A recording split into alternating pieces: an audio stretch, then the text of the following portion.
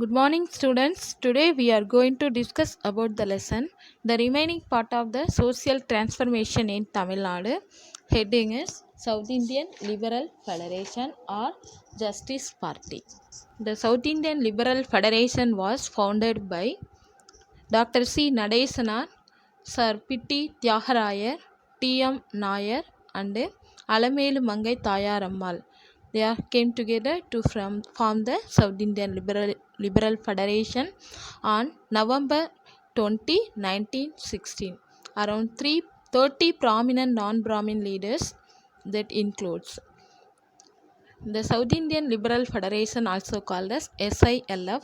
In the meantime, a meeting was held in Victoria Public Hall in the Non-Brahmin Manifesto was released in December 1916. This was articulated the voice of the non-Brahmin communities. This association started the three language newspapers. First one, the Dravidian in Tamil, Justice in English, Andhra Prakashika in Telugu. In 1919, Montagu Chelmsford Reforms Act was introduced. Through this act, the diarchy form of the government in the provinces. So the first election was conducted in 1920. This election, the Justice Party was win, and then the first ever Indian cabinet minister of the Justice Party, A. Subrailu, became the first chief minister of the Madras presidency, and the party formed the government during the 1920 to 23 and 23 to 26, and then continue 1937 election.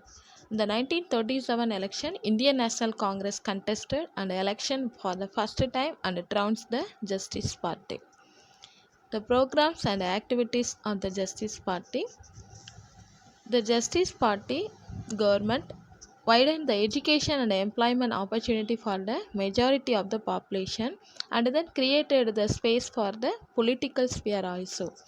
The Justice Party removed the legal hindrance restricting intercaste marriages and broke the barriers, and then prevented the depressed classes from the use of public wells and tanks. And then the government ordered that public school accommodate the children of the depressed classes.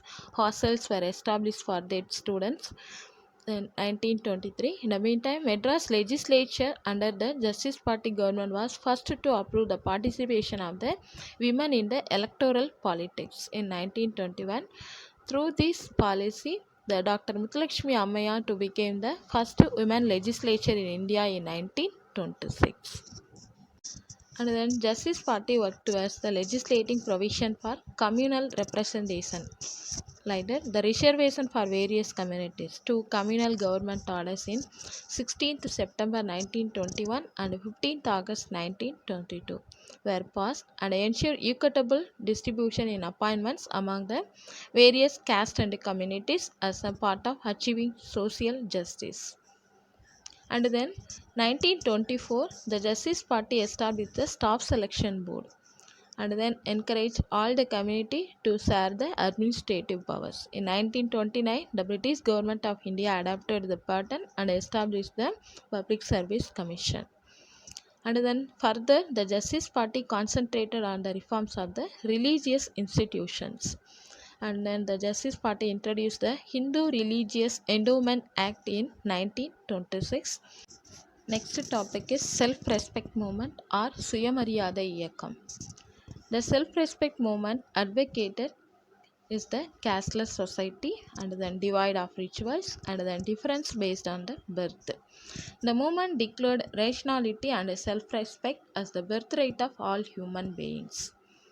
And then the movement declared illiteracy as a source for women's subordination and promoted compulsory elementary education for all. The movement demanded women's emancipation, deplored superstition, and emphasized rationality. The movement also advocated self-respect marriage. The self-respect movement championed not only the non-Brahmin Hindus and also that of the Muslims. The self-respect movement extolled the lofty principles of Islam such as equality and brotherhood. Next topic is Periyar EVR. Periyar E.V. Ramasamy is hotly known as EVR. His period is 1879 to 1973. He was the founder of the Self-Respect Movement. Periyar EVR was the founder of the Self-Respect Movement. He was the son of wealthy businessman in Erode, Vengadappa, and then mother is Chinnathayamal. As a young man, he once ran away from home and spent many months in Varanasi and in other religious centers. The first-hand experience of Orthodox Hindu religions led to his disillusionment with the religion. So, on his return, he took care of her family business for some years, and then his selfless public services and forthrightness made him a popular personality.